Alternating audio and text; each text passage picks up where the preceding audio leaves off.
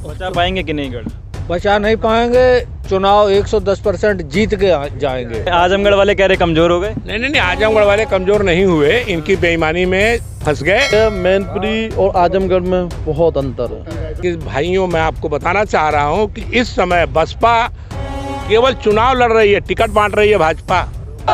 आप कह रहे हैं कि रघुराज जो हैं वो दबाव में चुनाव लड़ रहे हैं। दबाव में चुनाव लड़े गए, नेताजी के पैर पकड़े, जबकि हम तो बुरे फंस गए, मुझे बचाना। शायद भारत को पहला प्रधानमंत्री मिला है जो केवल झूठ ही झूठ बोलता है, जो हेरा फेरी थोड़ा बहुत कर पाने में सक्सेस हुए, इसी से इनका कमल खिला, नहीं तो कोई दो राय। यही बात आप लोग हर बार कहते हैं, विधानसभा चुनाव हारे 2022 यूपी वाला, फिर आपने कहा कि बेईमानी हो गई।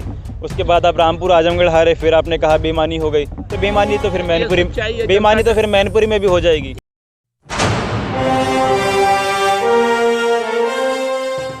नमस्कार दोस्तों, मैं सुमित यादव, आप देख रहे हैं दा सुनामी। और मैं इस समय किसनी विधानसभा में हूँ, मैनपुरी में हूँ।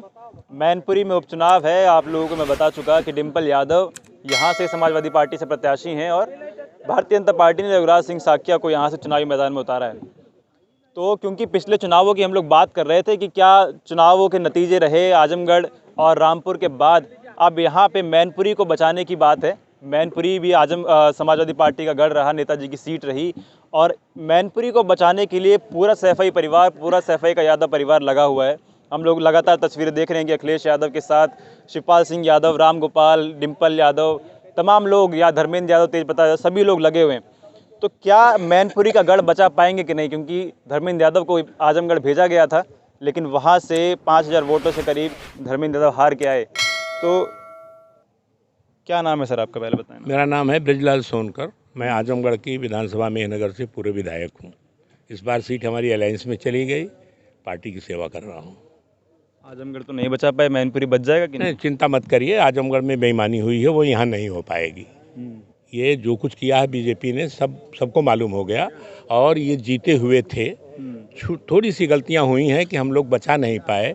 इन्होंने रात में जो वोट खरीदा है पैसे के बल पर, और जो हेरा फेरी थोड़ा बहुत कर पाने में सक्सेस हुए, इसी से इनका कमल खिला, नहीं तो कोई दो राय। यही बात आप लोग हर बार कहते हैं, विधानसभा चुनाव हारे 2022 यूपी वाला, फिर आपने कहा कि बेईमानी हो गई। उसके बाद आप रामपुर आजमगढ़ हारे, फिर आपने कहा बेईमानी हो गई। तो बेईमानी तो फिर मैनपुरी में भी हो जाएगी। ये जनता नहीं, मेरी बात सुने, कुछ गढ़ ऐसे हैं जहाँ इनकी नहीं चलेगी, मैनपुरी में नहीं चल पाएगी। और इस बार जहाँ गढ़ है, 10 विधायक हैं आपके। मेरी बात सुनिए, 10 विधायक हैं, बिल्कुल सही आपने कहा, लेकिन कुछ ऐसी साजिशें हैं इनके अंदर जो हम लोग पकड़ नहीं पाए, और वो साजिश शायद यहाँ कामयाब नहीं होने देंगे। और मैं घूम रहा हूँ, कम से कम 4 विधानसभा में घूम चुका हूँ। मैं रिजर्व सीट का कैंडिडेट हूँ, शेड्यूल कास्ट का हूँ, इसलिए मैं अपने ही लोगों के बीच में जा रहा हूँ। इस बार जो एकता मैंने देखा है, कभी मैंने नहीं देखा था। पूरा यहाँ का चक समाज, जो खटिक समाज के लोग हैं, यहाँ के मतलब शेड्यूल कास्ट के जितनी भी धोबी हैं और जातियाँ जो यहाँ की हैं शेड्यूल कास्ट की, मैं पहली बार देख रहा हूँ कि एक तरफ से एक हो गई हैं। क्यों? सबके दिल में आग लगी है, इनके झूठ, इनके उससे फरेब से सब परेशान हैं। शायद भारत को पहला प्रधानमंत्री मिला है जो केवल झूठ ही झूठ बोलता है, और इसके सारे वादे खोखले हुए हैं। अब भारत में मैं समझ रहा हूँ पूरे देश में एक ही नेता है जिसने अपने वादों तो पूरा किया ही, या वादे से बढ़ करके काम किया है, वो नेता है अखिलेश यादव। अब सबको दिखाई दे रहा है। भी हार गए ना, ठीक है, जनता काम पर वोट देगी, अब देगी, अब आंख खुल गई। तो झूठे वादों पर 2017 झूठे वादों पर अब नहीं जाएगी जनता। अब जनता समझ चुकी है कि क्या हुआ है और क्या इन्होंने कहा है, क्या इन्होंने किया है। 2017 के यूपी चुनाव में आप लोगों ने नारा दिया कि काम बोलता है। 2022 में भी आपने वही नारा दिया, काम बोलता है। काम बोला नहीं, लेकिन साहब फिर आपको बता रहा हूँ, फिर आप वही बात करें। ये कामयाब हो गए छल और फरेब की वजह से। मैं आपको इस इलेक्शन की बात बता रहा हूँ। जो हमारा विधानसभा का चुनाव गुजरा है, उसमें पश्चिम के लोग धोखा खा गए। धोखा क्या खाए कि जब चुनाव खत्म हुआ तो यहाँ से सीधे सब लोग निकल गए पूर्वांचल में। आजमगढ़ में क्या हुआ? सुन लीजिए, पूर्वांचल में चले गए। मेरी बात सुनिए, यहाँ फ्री हो करके इन्होंने, आपको सब मालूम है कि इलेक्शन कमीशन से रिपोर्ट मांगी गई कि आपके पास कितनी मशीनें आज तक खरीदा है आपने। ये लोग बोलते हैं 20 लाख मशीनें खरीदे हैं। जिन कंपनियों ने मशीन बनाया है, ईवीएम मशीन, वो कहते हैं कि हमने 39 लाख कुछ हज़ार मशीनें बनाया है। मुझे जवाब दें कि ये जो 19 लाख कुछ हज़ार मशीनें हैं, कहाँ हैं? उस मशीनों का उपयोग इन्होंने हमारे पश्चिम में किया है। जहां ये हारे हुए थे वहां पर इन्होंने मशीनों के माध्यम से सीट को निकाला, मशीनें बदल दी। ये सही है, इसमें कोई दो राय नहीं है। रात में मशीनें, सुनिए, कूड़े खानों में पकड़ी जा रही हैं, इनकी गाड़ियों में पकड़ी जा रही हैं। वो मशीन क्या मतलब है भाई, इसका इलेक्शन का क्या मतलब है? ये तो संविधान की धज्जियां उड़ा रहे हैं। इस बार इनको सबक मिलेगा और यहीं से सबक सीख लिया है पूरा दलित समाज, पूरा पिछड़ा, पूरा ये माइनॉरिटी, पूरा सबक ले लिया है कि अब हम लोगों को बचना है तो एक होकर के सिर्फ समाजवादी को जिताना है। कोई हमारे पास रास्ता नहीं है। कारण है कि बहुजन समाजवादी पार्टी को हम लोग समझते थे कि दलितों के लिए एक रास्ता है, लेकिन भाइयों मैं आपको बताना चाह रहा हूं कि इस समय बसपा केवल चुनाव लड़ रही है, टिकट बांट रही है भाजपा। कौन कंपटीशन में आएगा सपा के? सपा का वोट मैक्सिमम कौन काट पाएगा, उसको टिकट दे रही है भाजपा। बसपा अब अपने यूँ समझ लीजिए कि कुकर्मों से कमाए हुए धन को बचाने के लिए मायावती सरेंडर हो गई हैं और पूरी तरह से नतमस्तक हो गई हैं बीजेपी है मायावती के ऊपर। बिल्कुल बिल्कुल, उनको डर है कि हमको जाना पड़ेगा इस उम्र में जेल, इसलिए मजबूर होकर के वो ये खेल खेल रही हैं। अब दलित समाज बसपा को छोड़ करके एक होकर के समाजवादी पार्टी पर आशा लगाए हुए है और बहुत ज़बरदस्त वोटिंग होगी। आपके पास में और लोगों से पहले बात कर लूँ। जी साहब, क्या नाम है आपका? मैं मुकुल यादव, मैं किशनी से समाजवादी पार्टी का नगर अध्यक्ष हूँ। क्या माहौल है किशनी में? किशनी में जब से मेरा जन्म नहीं हुआ तब से हम किशनी जीत रहे हैं। मेरे विधायक जी 20,000 से जीता थे, अब की बार 40,000 से हम यहाँ से जीतेंगे, किशनी विधानसभा से। फिर वही बात, मतलब मैं विधायक जी से भी बोल रहा था, कैसे रोक पाएंगे बेईमानी को? बेईमानी कहीं भी करते रहे हों, लेकिन मैनपुर जिला में बेईमानी नहीं कर पाएंगे। नहीं कर पाएंगे। क्या तरीका क्या है यहाँ पे नहीं कर पाएंगे? आप बड़े आत्मविश्वास से बोल देते हैं। हम लोग यहाँ भी देख रहे थे, सीईओ एसओ सब ठाकुर समाज के लोग हैं। ये यहाँ समाजवादी पार्टी के कार्यकर्ता बहुत ही मजबूत हैं। यहाँ कुछ भी हो वो डटे रहेंगे, पीछे नहीं हटेंगे। अरे ये भी तो बहुत मजबूत थे, आजमगढ़ में 10 विधायक लेके आए थे। वो ठीक है, मैनपुरी और आजमगढ़ में बहुत अंतर है। बताइए, कह रहे आजमगढ़ वाले कह रहे कमजोर हो गए। नहीं, आजमगढ़ वाले कमजोर नहीं हुए, इनकी बेईमानी में फंस गए, लेकिन अब नहीं फंसेंगे। मैं आपको बता रहा हूँ, इन्होंने बेईमानी किया है, आजमगढ़ में भी बेईमानी किया है। मैं खुद बृजलाल सोनकर विधायक मीडिया में आपके सामने बोल रहा हूँ, ये रिकॉर्ड हो रही है बात। मैंने खुद मारा था बीडीओ अजमतगढ़, मैंने खुद मारा था। उसकी गाड़ी में जो वो लोग रहते हैं नौकरी वाले, जो बैलेट पेपर से देते हैं वोट, जो वोट आता है वो बैलेट की पर्चियाँ बिल्कुल सादी पाई गई थी, 6,000 पर्चियाँ। इस पर मैंने खुद मारा। हमारे 10-12 कार्यकर्ताओं पे केस हुआ कि ये कहाँ लेके जा रहे हो तुम। एकदम वो पहुंच के आ गया था हमारे जहां पर वो रखे गए थे, मशीनें रखी गई थी, वहां तक लेके आ गया था। तो ये तो किया है इन्होंने, लेकिन अब नहीं चलेगी। भाई साहब जो कह रहे हैं, मैनपुरी नहीं, आजमगढ़ इनसे बहुत मजबूत है। मैं दावा करता हूं कि 10 सीट हम जीते हैं और उसके बाद दोनों लोकसभा जीतने जा रहे हैं और आजू बाजू के जिले में भी डंका बजेगा। सपा सपा, सीधे अखिलेश यादव जिंदाबाद, दूसरा कोई नारा नहीं लगेगा। क्या डॉक्टर साहब, क्या लग रहा है? देखिए अतीत और रावण की भी नहीं रही थी, समाजवादी पार्टी की होती रहेगी क्या? और भारतीय जनता पार्टी के शीर्ष नेतृत्व को मैं ये बता देना चाहता हूँ, शीर्ष नेतृत्व को ये बता देना चाहता हूँ, जहाँ भी बैलेट पेपर ज़्यादा जैसे फौजी भाइयों को चुनाव के आते हैं वो अपना वोट देते हैं, उसमें हमेशा समाजवादी पार्टी क्यों जीतती है? विधानसभा चुनाव में बैलेट पेपर वाले हर जगह पर समाजवादी पार्टी बहुत अच्छे वोटों जीती है। मांग क्यों नहीं करते हैं डॉक्टर? अरे हम मांग करते हैं, ऊपर से हमारा राजा ही बेकार हो, राजा ही बेईमान हो, भारतीय जनता पार्टी पूरा नेतृत्व ही बेईमान है ऊपर से, तो हम क्या कर सकते हैं? मांग हमने उस तरीके से भारतीय जनता पार्टी ने कैप्चर कर रखा है और जब तक ये कैप्चर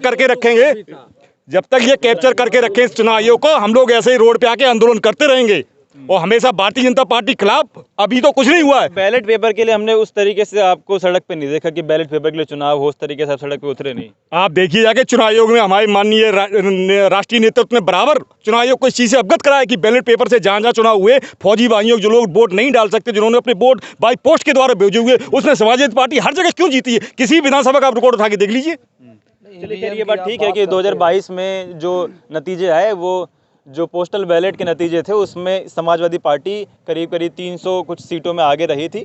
तो लेकिन फिर भी वही इसका बात, जवाब देना चाहिए। भारतीय जनता पार्टी के नेतृत्व को इसका जवाब चाहिए और जनता को आने वाले समय में इसका जवाब मांगेगी। मैनपुरी जनता नहीं, पूरे उत्तर प्रदेश की जनता, पूरे देश की जनता मांगेगी इसका चुनाव। क्या लग रहा है साहब, इस बार उपचुनाव में बचा पाएंगे कि नहीं गढ़?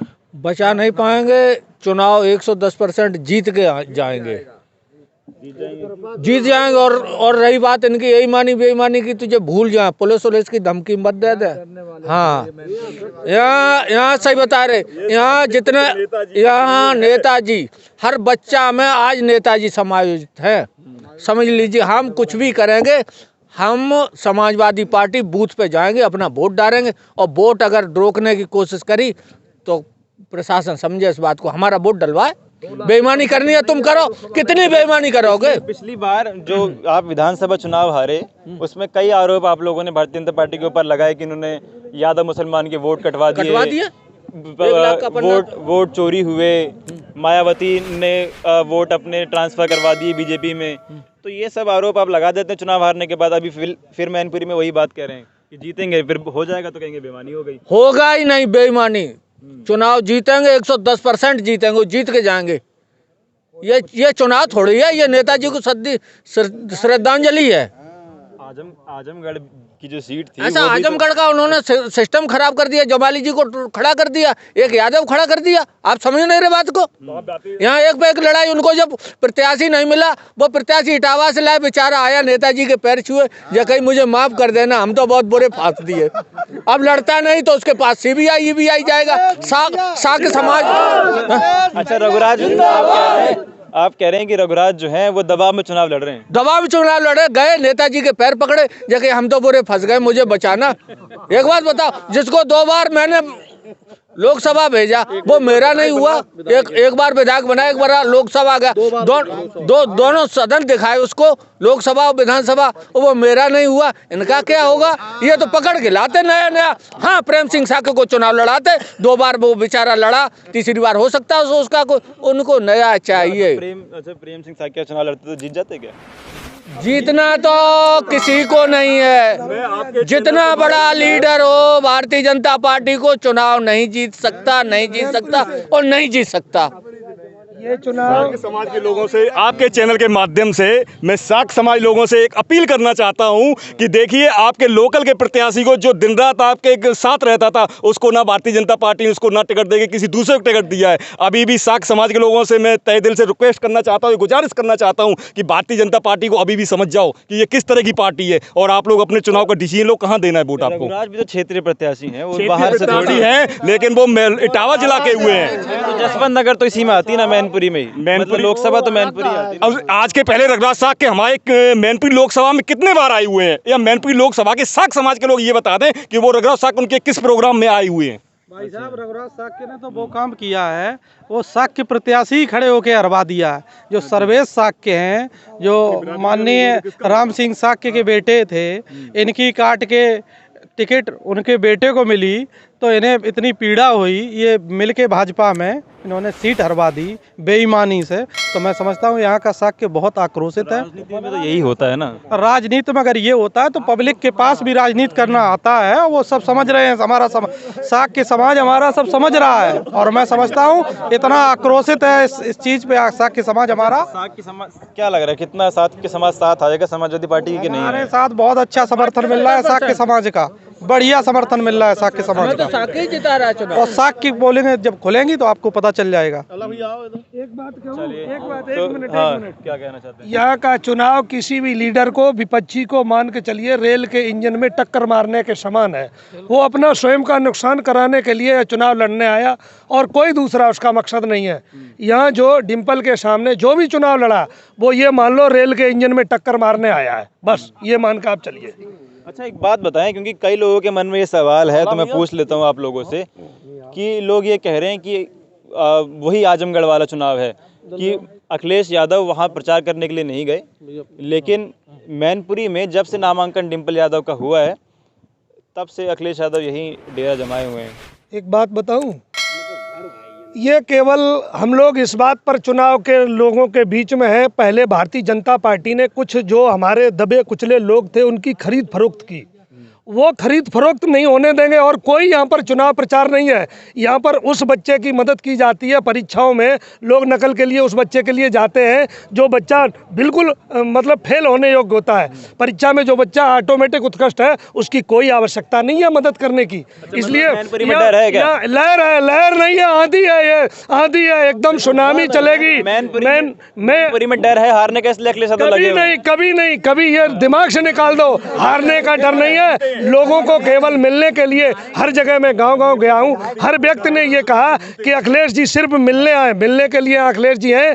किसी भी आदमी से मैं ये कहता हूं कि अगर डिम्पल जी चुनाव हार जाएं तो मैं दुनिया के ये लोगों के नए सितारे लिख दूंगा और जमीन पे अपने को खुद बताओ जिंदा अगर न दफन कर ले, लेकिन कभी भी डिम्पल चुनाव यहाँ से नहीं आ सकता। फिर वही सवाल है, आप कह रहे हैं कि मतलब लोगों से मिलने के लिए अखिलेश यादव यहाँ पे हैं, अलिए आपसे कर लेते हैं।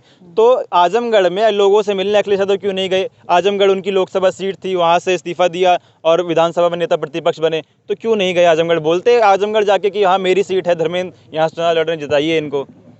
ऐसा है बंदोबर, वैसे तो राष्ट्रीय अध्यक्ष हमारे पूरे प्रदेश पूरे देश के नेता हैं, लेकिन हम लोगों का सौभाग्य है कि मैनपुरी उनका घर है। आदरणीय नेताजी की कर्मभूमि मैनपुरी रही है, मैनपुरी उनका घर है। और स्वाभाविक बात है, हर आदमी अपने घर में ज़्यादा समय देता है, घर में रहता भी है। तो हम लोग भी तो घर ही बोलते हैं साहब। नहीं, आजमगढ़ भी उनका घर है, पूरा प्रदेश घर है, वो तो देश के नेता है।